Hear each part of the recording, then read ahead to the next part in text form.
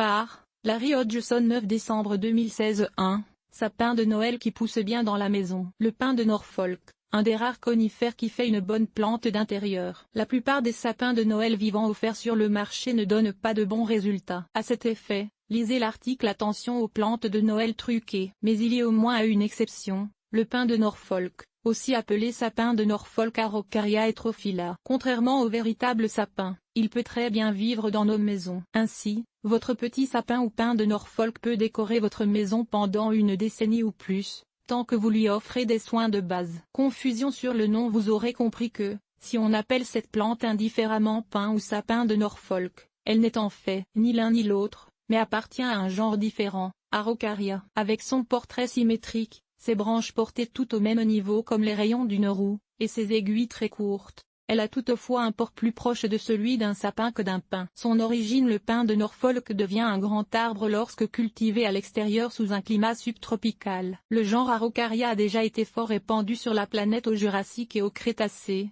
soit à l'époque des dinosaures, mais est disparu de l'hémisphère nord depuis environ il y a 65 millions d'années, soit justement en même temps que les dinosaures. À l'état naturel, le genre survit uniquement dans l'hémisphère sud où les 19 espèces restantes sont trouvées, soit en Amérique du Sud, en Australie et, surtout, dans les îles du Pacifique Sud. Notre espèce, A. heterophylla, n'est indigène que sur l'île de Norfolk, au large de l'Australie, et deux petites îles du même archipel. L'une des industries principales de cette île est justement la récolte de graines du pin de Norfolk pour exportation. La vaste majorité des plants de ce conifère sont maintenant produits en Floride pour être, par la suite, expédiés au monde entier, car c'est une plante d'intérieur fort populaire dans le nord et un conifère ornemental de pleine terre très prisé sous les climats tropicaux et subtropicaux où peu d'autres conifères réussissent. Le pin de Norfolk ne produit des cônes que lorsqu'il croît à l'extérieur. Votre petit pin de Norfolk est en fait un géant à croissance lente. Dans la nature, il peut atteindre 65 mètres de haut, soit l'équivalent de 20 étages. De port droit et symétrique pendant toute sa vie, on a déjà pensé l'utiliser comme mât pour les bateaux avant de se rendre compte que son bois n'est pas assez résistant pour cette utilisation. À maturité, il produit aussi des grands cônes dressés qui rappellent un ananas par leur forme, mais jamais dans la maison. Plantation trop dense, ces plantes commencent à se nuire. Le pin de Norfolk est, pour son plus grand malheur, souvent cultivé à raison de 4 à 10 plants par pot, ce qui donne un effet dense, plus susceptible de plaire aux acheteurs potentiels. Tristement, cette densité excessive nuit à sa croissance, car toutes ces plantes font compétition pour les mêmes ressources, notamment l'eau et les minéraux, et ainsi les potées aux plants multiples finissent par dépérir. Mieux vaut diviser la potée ou couper les plants supplémentaires pour ne laisser qu'une seule plante si vous voulez avoir de bons résultats à long terme. À moyen terme, vous pouvez toutefois y laisser 2 ou 3 plantes pousser ensemble au début, mais après 7 à 8 ans, la compétition risque de devenir trop intense et il faudrait songer à enlever les surplus. Autrement, le pin de Norfolk est facile à cultiver, du moins, si vous pouvez lui assurer une atmosphère humide pendant l'hiver. À cette fin, un humidificateur n'est pas à dédaigner. Aussi, si vous multipliez le nombre de plantes d'intérieur cultivées dans la même pièce, chacune dégagera de l'humidité,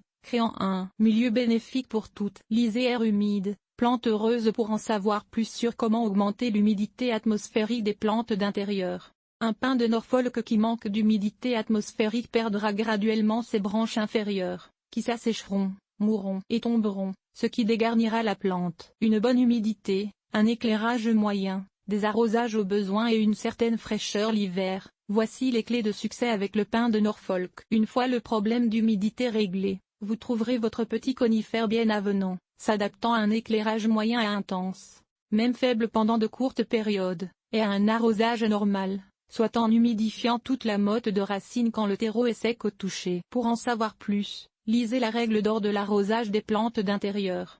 La fréquence de l'arrosage variera, comme pour toutes les plantes, selon la saison et la taille de la plante.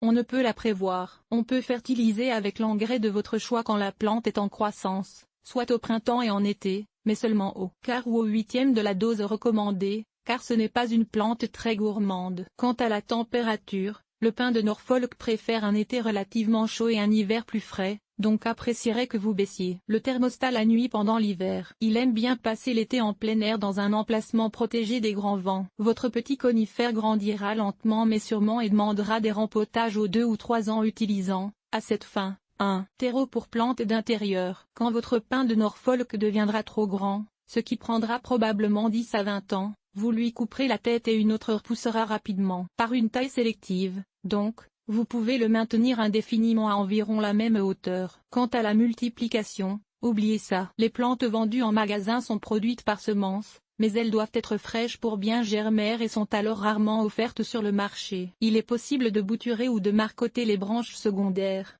Mais alors, elles ne formeront pas de flèches, mais continueront de pousser à l'horizontale, comme un arbuste. Seules les boutures de tête sont efficaces et elles sont difficiles à réussir. Enfin, sous de bonnes conditions, le pin de Norfolk est peu sujet aux insectes et aux maladies. Quand l'air est sec, les araignées rouges sont toutefois à craindre. Elles font jaunir les aiguilles et peuvent tuer la plante. On les traite en rinçant la plante à l'eau claire. Décorer sans nuire. Oui, on peut décorer son pin de Norfolk pour le temps des fêtes. Les petites ampoules modernes, d'ailes ou incandescentes, ne dégagent pas assez de chaleur pour endommager le pin de Norfolk et on peut donc l'illuminer pour Noël. Évitez toutefois les ampoules plus anciennes, car elles chauffent trop. Si vous trouvez l'ampoule trop chaude à toucher, le petit arbre en souffrira aussi. On peut y placer tant de guirlandes et de boules qu'on veut tant que ses branches ne plient pas de façon exagérée. Faites tout simplement attention de ne pas briser les tiges ou les aiguilles en y fixant les décorations, car ce sapin, contrairement au sapin traditionnel, est vivant. Et voilà, tout ce qu'il vous faut savoir sur l'un des rares conifères qui fait vraiment une bonne plante d'intérieur. Que votre pin de Norfolk égaie votre demeure ce Noël et pendant de nombreuses fêtes à venir.